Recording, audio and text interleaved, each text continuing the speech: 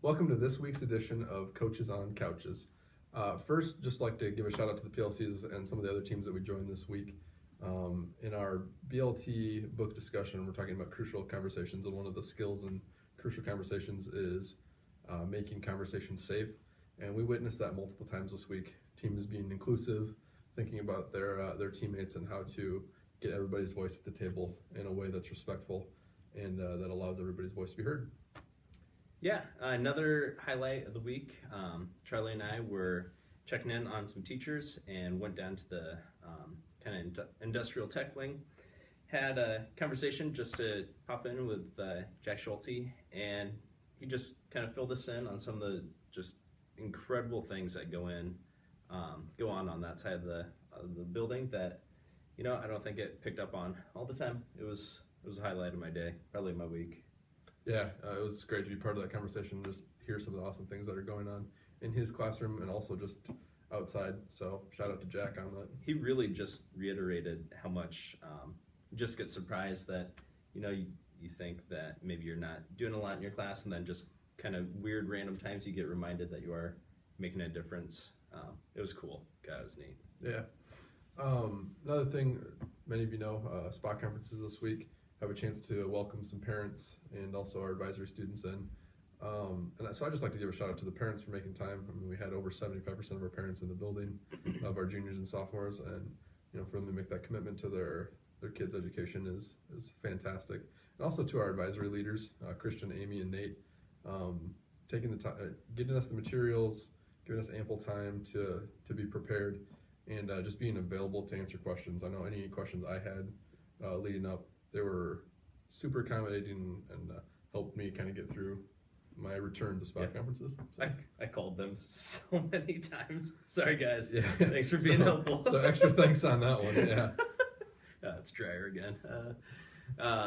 Speaking of people giving up their time, Kevin Tao, the instructional coach over at Timberline, came over, gave up an hour or so to help one of the teachers here at the high school out with some spreadsheet kind of programming, writing formulas for that. He's an absolute wizard with it. Really enjoys it. So that was really, really cool. Really appreciate that, Kevin.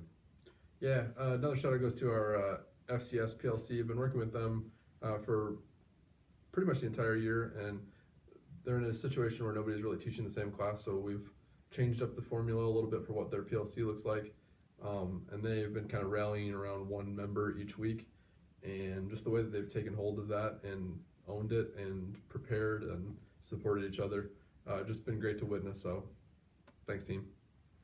Yeah, another shout out is our counselors. They have run two different PDs now based around overall health of students and staff and how we can support that.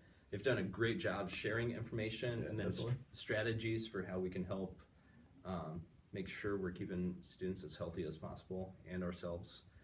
Really, really great. I know it kind of pushed their comfort zone sometimes to speak in front of people, but they did a fantastic job. So really appreciate that. Yeah, one of the last things, I had spent some time in Amanda Week's class earlier this week. She wasn't there. Hillary Faber also co-teaches in that class and asked me to come in and just to see how hard Hillary was working and the associates in that class with 30 plus kids doing a variety of activities, to see the differentiation, to see the positive attitude, and just to see, frankly, the hustle to get as many kids' needs met as possible. That was awesome to be a part of, and it pushed me to model that hustle and to kind of be that kind of teacher in that moment as well. So shout out to Hillary for being there in that moment, and to Amanda for setting up a classroom that allows for that kind of differentiation. I think it's things like that, the counselors, like all the things that we've talked about. Kevin coming over from a different building, Jack surprising us with that conversation. We have the opportunity in this role to get to see on a daily basis so many examples of why Waukee is such a incredible district, and it's Absolutely. I think it's my favorite part of the job. You just see so many good things happening so often.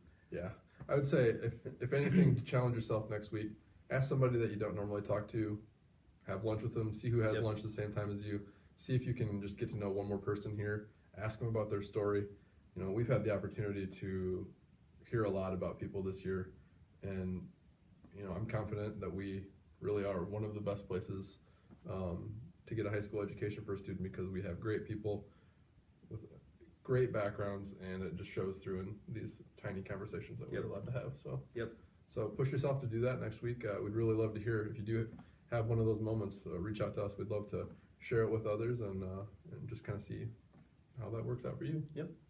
Have a good week.